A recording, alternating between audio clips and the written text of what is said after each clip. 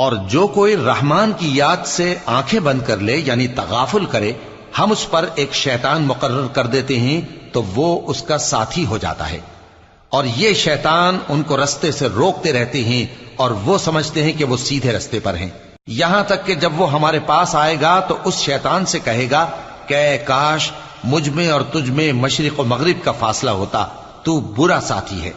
और जब तुम जुल्म करते रहे तो आज तुम्हें यह बात फायदा नहीं दे सकती कि तुम सब अजाब में भी शरीक हो। तो क्या तुम बहरे को सुना सकते हो या अंधे को रास्ता दिखा सकते हो, और जो खुली गुमराही में हो उसे राह रास्त पर ला सकते हो?